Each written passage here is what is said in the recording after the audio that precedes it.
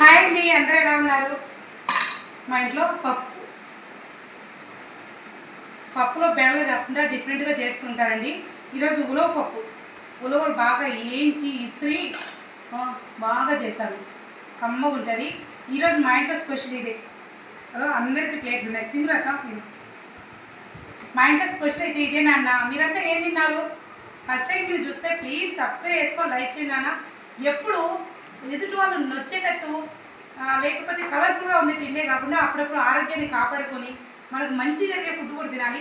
ఉలవలు కొద్దిగా తిన్నా మంచిదే, ఇలా పప్పు రూపంలో తిన్నా మంచిదే. కిడ్నీలో రాళ్ళుంటే కరిగి పాసులు పడిపోతాయి.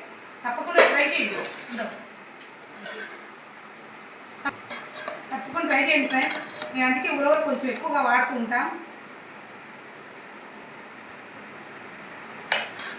అన్నంలో ఉప్పు మర్చిపోయాను, ఈరోజు వచ్చిన పప్పులో ఎక్కువ వేసి మేనేజ్ చేస్తాను.